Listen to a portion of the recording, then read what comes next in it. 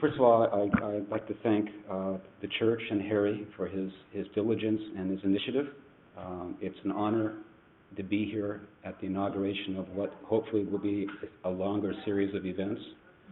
Like I said, I'm just very honored to be here in this forum. I'd like to thank our previous speakers. By the way, dear, where I come from, Randy meant something completely different than I think you meant, Randy. I wasn't sure, which leads to my next comment about veg curious, which walking a thin line there, dear. Okay, I won't go there, but anyway, you said it twice, so I guess it's important. But when I started thinking about what I was going to say, I originally had an outline where I was going to quote statistics and numbers and talk about, all the reasons not to eat meat, dairy, and eggs. And I talked to Harry some more over the next couple of days, and he said he was most interested in my journey. So the ad hoc title for this is My Journey and Thinking Outside the Pizza Box. Okay? And all things have to have a beginning. 31 years ago, I made the decision to experiment with a vegetarian diet. I mean, it was radical back then. So it was like, I'm going to experiment with this. I can't tell anybody. Tofu comes from a Korean import store. I mean, tofu didn't even come out for 20 years. Okay? But, I was veg curious. I'm going to be stealing that from you, by the way. www.vegcurious.com. Quick. Anyway, I had been studying a lot of religions, and in particular Agni Yoga, yoga of fire, in Raha Yoga, yoga of mind. And it struck me on how many sages throughout history, famous philosophers and thinkers, eschewed a meat diet, okay, that were vegetarian. And so I decided, I'm intrigued. How will this affect my consciousness? How will this affect me physically? And spiritually, I'd read a lot about the negative, another way to put it, vibration in dead flesh. And that many theosophies believe that dairy actually dulls your psychic capabilities over time as you grow and mature and evolve. And so I was intrigued by all these things. And I decided, okay, I'm going to give it a shot. I went down in style. My last beef was Chateau de Brion. Those of you out there know that's a very expensive cut of meat. My last fish was 2 or 3 plates of chicken tandoori, because I love Indian food. My last fish, I gave this up in 3-month sequences, 1 month each. My last fish was grilled halibut with a homemade black olive tapenade. Okay? And it affected me profoundly. The energy that I had, the awareness that emerged from giving up these products was extremely pronounced for me. Now, I don't say that's going to happen to everybody. I don't speak for everybody, despite the fact I do preach. But it had a tremendous impact on me. And back then it was really difficult. Okay? All we had were Worthington or Yorma Linda products in cans. We didn't have tofu. We didn't have bofu burgers. Okay? We didn't have squat. Okay? You were out swinging in the wind. Okay? I can't tell you the number of problems I had starting to be a vegetarian in Dallas, Texas. Way to go, Mark. Let's just make it 1 notch harder. Okay? It was terrible. Fortunately, I was on my 3rd style of karate at the time, and the last guys that gave you trouble, I basically suggested we meet out in front of the bar, or I'll buy you a drink. Wisely, we enjoyed the drinks. Okay? So anyway, my primary motivator was spiritual. There was a health one, too. My mother died on Mother's Day when I was 14 and a half. I can't tell you how traumatic that was. Okay, she spoke 5 languages. She taught me to think, to question, to dialogue. And I was convinced for years that there had to be a connection between diet and cancer. Now, that may be obvious now, but this was back when computers were the size of that room. We didn't have the models. We didn't have the software to do the incredible detailed studies that are being done. And you see them come out every month. I mean, where are the studies that say, oh, eat more meat, it's going to improve your health? God, eat more dairy. Eat more eggs. Kill some more animals. You don't see that anymore. And over the past 20, 30 years, I've seen the sampling sizes of these studies get bigger and bigger and bigger, 50,000, 75,000. And they are consistent. We are killing ourselves with what we eat. And most people are just totally oblivious to it. And it usually sneaks up on you in your 40s and 50s. Okay? And it's getting worse. I interviewed Neal Barnard a couple of weeks ago. I haven't published the interview yet. And he points out that you got kids showing signs of diabetes and heart disease before they even get their high school diploma. Incredible. So anyway, I went veg. And I used to meditate on the earth. I was doing a lot of graphics work. And a NOAA scientist invited me to present at a happy hour on Key Biscayne, which is a hell of a happy hour. I was brought in as the entertainment with my Macintosh. I'm a Mac buff. I bought my first Mac April 24th, 1984. 128K of memory. You've got more in your wristwatch than we had in those days. So anyway, I ended up getting hired as a consultant by NOAA, and in the course, my first major achievement was I did the very first ever animation of El Nino from data, from actual sea surface temperature data. You can see the oscillation over a yearly basis off the coast of South America. Now, why was that significant? Well, first of all, it got me to France, it got me to Norway. But for years, the global scientists have been studying the planet from the equator north. And I said, what's wrong with you guys? There's more to the system. Well, that's all we need to look at.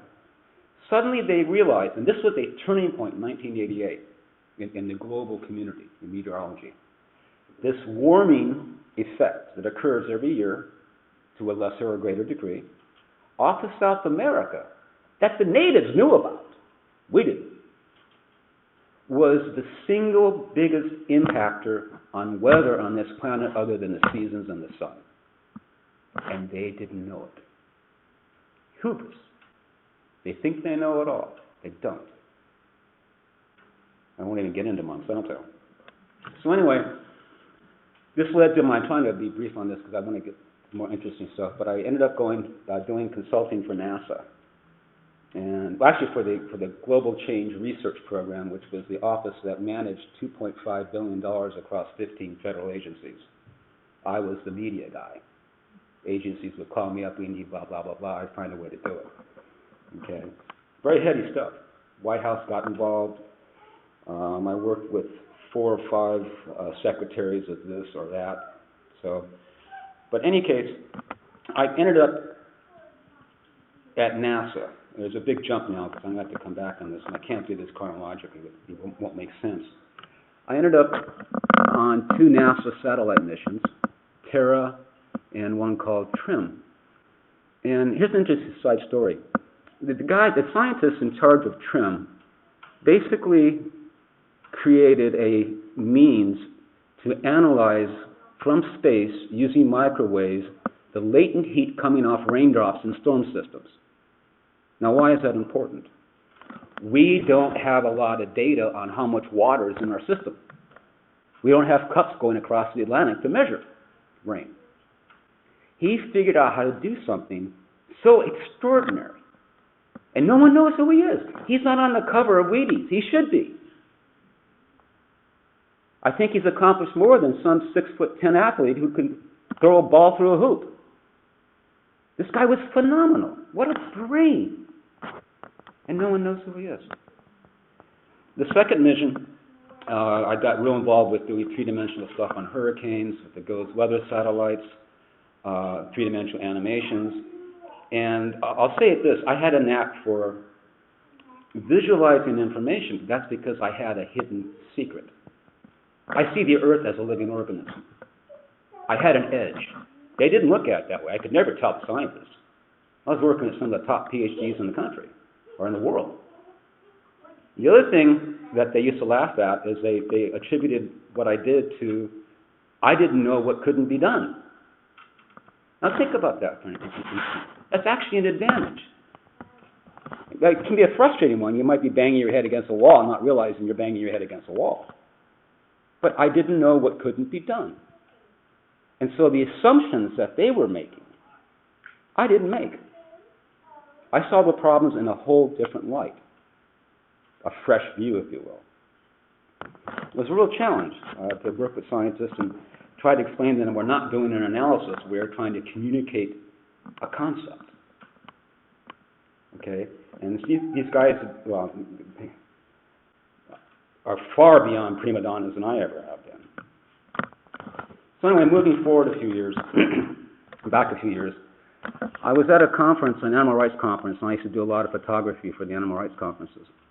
And this was back when 2 megabytes on the camera was like, wow, $800, sure, I'll take it. It's just amazing how it's changed.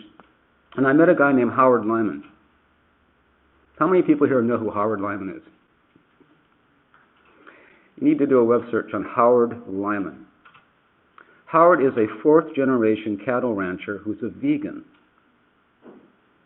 He developed a tumor at the base of his spine and survived a 1,000,000-to-1 odd operation that should have left him paralyzed for life. And at that point, he decided to turn his entire life, all aspects of it, to promoting a healthy environment, a vegan diet, and animal rights. Howard wrote the book Mad Cowboy. He was the guy who was sued with Oprah Winfrey. He is veneered in the animal rights and the vegetarian and vegan community. And I got to be his right-hand man and his very close friend. We did a lot of projects together, DVDs. I helped him write his second book. I used to do research for him. And I edited his newsletter. I started with 0 subscribers. It's now got around 50, I guess around 5,100, 5,050 people. It's free. It's online. And you can find it very easily, or you can send me an email. The card's out there with my address on it. And that's been a proud moment for me, too. And I do interviews for the newsletter. And I've been out of pocket for a few years because of another little project that came up. Okay? I ended up on a would-be farm in Pennsylvania, caretaking my closest friend's home, 13 acres, and I ended up from fallow helping build a 1,500 square foot vegetable garden. One of the joys of my life for the past 6 years before I really got heavy into the book. And I studied the plant kingdom a lot. I studied it a lot. It can teach you a lot about life, about cycles, about things you can't change and things you can change. I could talk for hours just about the gardening experience, and I don't want to subject you to that, so I won't. So anyway, I was talking to a vegan girlfriend at the time saying I wanted to do something with my time. And I said, a vegan pizza cookbook. I remember the moment. I was insane. It had never been done before. Could I develop a vegan pizza cookbook?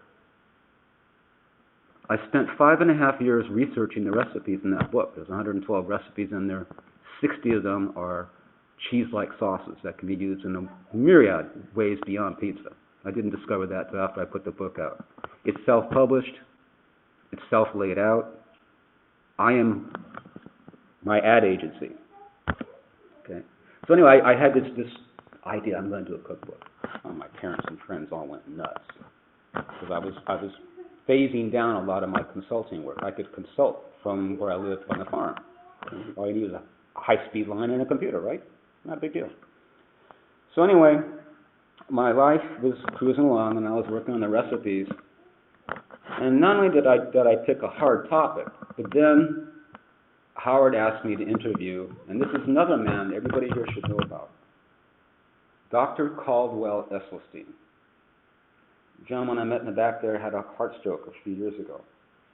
Esselstyn wrote a book called Preventing and Reversing Heart Disease. There should be a statue to him in front of the Institute of Medicine. He did something only one other person has done, Dean Ornish, the same method. Reversed heart disease. We don't cure heart disease in this country. We put stents in. We put drugs in. We give them statins. We don't cure it. We just slow down the progression of the disease. He reversed it. And in theory, prevents it. Ornish did the same thing. What did they do? Extremely low or no fat, no oil, plant-based diet. Gets better than that. Neal Barnard, Dr. Neal Barnard of PCRM, reversed diabetes. Unheard of. They tell you it's a death sentence. You can't reverse it. We can slow it down. Same diet.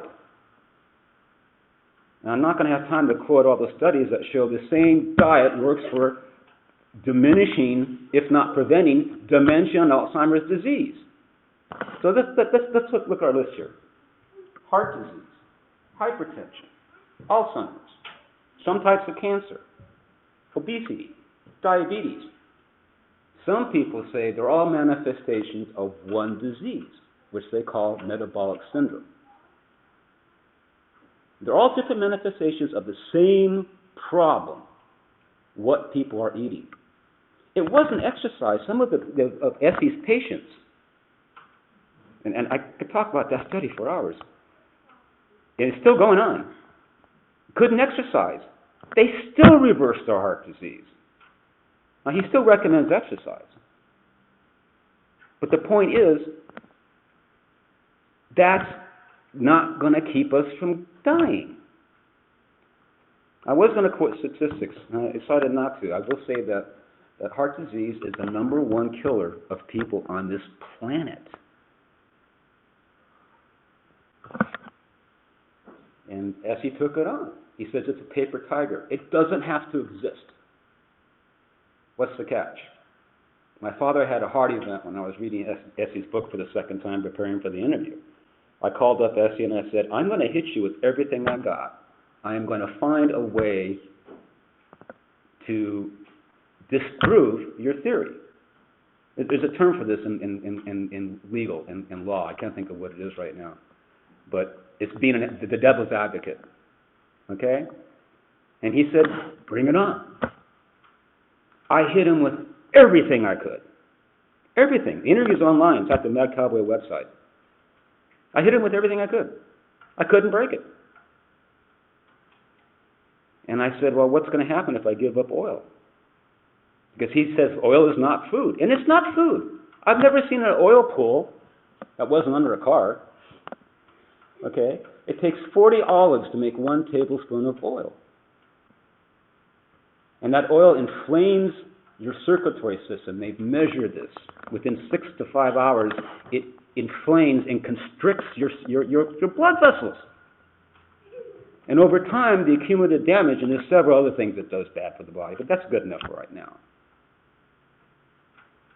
He said, if you give up oil and you keep your daily fat to around 14 to 24 grams, okay, he said, you will, over the course of 14, 16 weeks, lose your addiction to the taste for fat.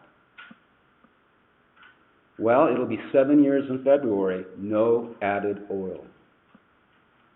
I don't miss the oil. I don't miss it. I don't miss the calories. I feel great, except for the injury I had recently. I've only been sick 2 or 3 times in 30 years, minor colds.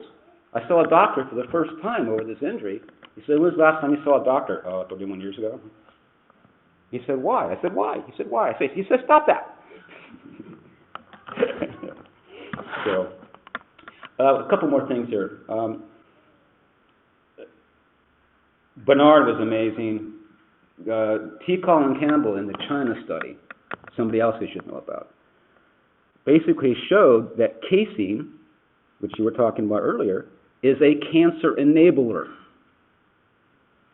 There's another reason to blow it off. It's concentrated. Oh, the moment I went vegan, I'm sorry, I'm a little fuzzy right now, I'm jumping over the map. I couldn't give up the cheese. That's why I wrote the book. I wanted to, solve that problem for a lot of people. And I read in a column published by the Not Milkman, Robert Cohen, who was the inspiration for a lot of my own work, where he showed that the government has a legally allowable amount of pus cells, sorry, I have to say this, but might as well get real, in milk. That's around 45,000 pus cells per liter or something like that. It's like a eyedropper full for 8 ounces. Yeah, and why do they measure this? Because they want to know if the cows are getting sick from the, I'm watching my language, hormones they give them. And yet Robert showed, as recently as last fall, every state in the Union had an incident rate of pus cells in milk higher than legally allowed. We're getting screwed. One of the other fun things I had a chance to do was meet and interview Dr. Michael Greger, nutritionfacts.org. Amazing man. But he said something to me in my interview. He had just come out with a book on bird flu that to this day still tickles me.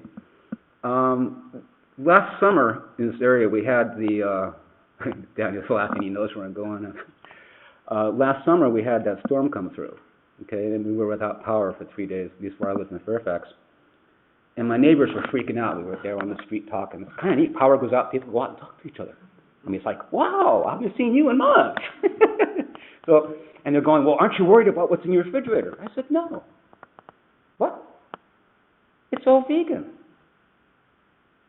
It might rot. It's not going to kill me, unlike what most people have in their fridge. And Greger put it best. He said, if you look at the rules and stipulations on how to run a kitchen safely and hygienically, it's like looking at a list of what to do in a bioweapons research lab. And that's for most people. You see, I don't worry about cross-contamination. It's all vegan. Not a problem. I do wash my hands. I do rinse the dishes. I don't use a dishwasher. My parents said, why? I said, I don't need to. I just rinse it with hot water and do a little bit of soap. Well, you got to sterilize it. No, I don't. It's just vegan. Don't have to do that. So, I will talk about the book in a couple of minutes. I'm trying to stay somewhat on target here. I got 10 minutes. One of the things that came out of Neal Barnard was a study done in Chicago where they studied 9,000 people and they realized those people who had a high-fat diet and were getting about 3 milligrams a day of copper, easy to do, it's not very big, out of meat, had the cognitive decline equivalent of 19 years of aging. Fat minerals. They're making the connection. This is new research. There's another reason, another nail in the coffin, if you will. Okay? There's just no reason. So, what's the problem? I get ridiculed a lot. I'm kind of like a minority in a minority right now with the no oil thing. Okay? I mean, literally, people get mad at me. Mediterranean diet, severely flawed and misunderstood. Olive oil is good for you. No, it's not. It's not even a food. And I got all the answers on this stuff, okay? I mean, I studied it for so long, and I'm convinced. The biggest problem people have is they say, well, everything in moderation. And what Barnard told me in my interview, I'm dying to publish it, he says, no, the bad things you can't moderate, the good things you have to moderate. You can't eat broccoli all day. Well, you could. You're probably going to have some other problems down the line. But that's the point. We moderate the good stuff. We get rid of the bad. Something else that came out of Campbell and Barnard, which I didn't want to leave without mentioning, and I'm sorry that this is kind of out of sequence again, but I think the information is interesting. One of Campbell's students studied the amount of vitamin C in an apple. Okay, and then they had a person eat the apple, and they measured the amount of vitamin C. Wait, it gets much better. Okay. And the amount of vitamin C increased, 15, 25 times. You see, we're so used to scientists saying they think in terms of quantitative discreteness when that's not the way the human body works. The human body takes what it needs and assembles it to the right amount. Barnard gave a great example in his new book on power foods for the brain. He says, do you realize if you get your iron from pills, it's a different kind of iron than what you get in plants? And I'm paraphrasing. The iron you get in pills, your body can't regulate. And it affects this over time. Okay? The body you get in greens, the body just takes out what it needs. They've measured this. Yet another reason to eat properly. So I'm going to try to close this out in a minute, but I want to mention that my book has 112 recipes in it. 60 of them are cheese-like sauces. I'm offering it at a discount for $15 today, autographed. And I'm really proud of it. Somebody asked me, do I regret doing it?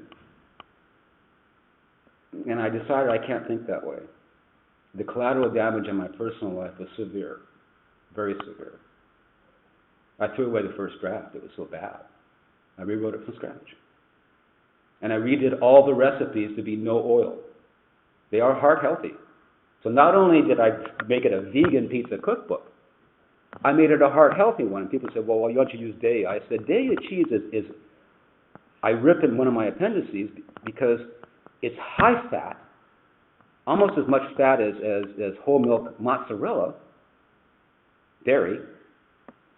It's nutritionally vapid, useless, and it's expensive. Boy, what a deal! And so that's one of the reasons I wrote the recipes. Here's another quote from Neal. I asked him any favorite guilty dietary pleasures you'd care to share. No, and I don't think of it that way. I'd rather not think of it that way. In other words, sometimes people refer to foods as sinful, decadent, and such, and to me, that's just like the air you breathe. It should never be decadent. It's just air. What a guy. Man was just tremendous. I'm going to stay on target. So I asked him a question which I thought I'd close with today. And I'm sure there's going to, hopefully, there'll be, I love questions, by the way. I like thinking. So I urge you to ask me anything you want. Okay? And if I feel offended, I'll let you know. So I asked him, I said, you have had a 30-year front row seat on animal rights, on diet, nutrition. You've been an activist. You've watched what's going on for a long time. And I'm most interested in hearing your perspective on where we were, where we are, and where we were going. What concerns you and what encourages you? I think you've asked the question in the perfect way. What I would say is this. Overall, our population is in the worst shape they've ever been in. And he talks about kids and diabetes and the beginning of heart disease. He says, we're exporting these bad habits overseas. It's really bad news. The good news is the number of people who are interested in having things go in a better direction is bigger than it's ever been. Health food stores are amazing. And he talks about how, just like tobacco got beaten, we can beat this. The same tactics that worked against the tobacco industry will work, because they're going to try the same stuff again. And they're going to do it with GMOs too. So I'll end with this. Just the other day I gave a lecture at, this is Neal talking, at a little place in Virginia. In the front row was a mother and her little daughter. And her mother's going, I'm not sure, and I don't know, and I don't want to do this. And the little girl must have been 11 or 12. And she came up to me afterwards and said, I'm going vegan right now. And she emailed me just now. Tell me my best source of calcium. I told her, what about B12? This is it, she said. And Neal, that's just beautiful. The world is changing. And it starts with people going one by one, adopting a better diet, and then making some noise about it and letting everyone else know. May you all make joyous noise as you move forward on your path in vegetarianism and veganism. Again, I'm honored to be here. I apologize for rambling a little bit. I'm a bit tired. But I hope I gave you some food for thought. And make joyous noise. And I know the spiritual journey.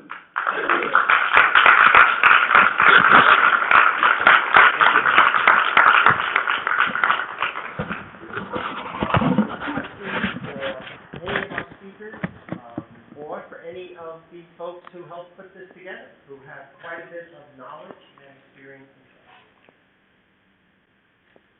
Your question. I just have a quick comment. First of all, there's a lot of people that are vegan that are junk food vegans, and that's certainly not what we're advocating. We're advocating a whole food plant-based diet. So that's really going back to basics and actually going into your kitchen and cooking, spending more than the 10 minutes a day that most people are spending in their kitchens. And the other thing is, I think it's the weekend after Thanksgiving, on Saturday, November 23rd, for Copper Springs Animal Sanctuary over in Buffalo, Maryland, has a Thanksgiving meeting with the animals. And we went last year for the first time, and if you have time that day, you can go. It is a fantastic event. You bring a dish. It's a potluck. I think last year they had about 1,000 people. Wow. It was huge, and you can walk around and see the animals, and you get to sample some fantastic vegan food and connect with other people, because the vegan community around here is really getting larger as time goes on. And It's been amazing to watch over the past 10 years. It is, and we all need each other's support, because you can't do it by yourself. You really do need ideas and just different people to talk to get information. So those are just two things. I'd like to tag off what you just said. Normally, I also talk about the 3 statistics you should know. You should know how much fat Esselstyn recommends in your diet, and Campbell, and Barnard, and McDougall, all the same. How much sugar? 48 grams for an adult male, 36 for a woman. Well, but 4 tablespoons, something like that. Most cans of soda and juice I see have a lot more. And how much salt should be in your diet? According to the American Heart Association, and the number I just quoted was also from the American Heart Association, is around 1,400 milligrams of salt. We should know these things as vegans to eat right. And that's why some of these products that people use as transitions, I understand the need for transition. I mean, I've been there, done that. But the sooner you lose your taste for fat, your taste for salt, especially in excessive amounts, I don't think you ever lose your taste for sugar. I think that's just too hardwired.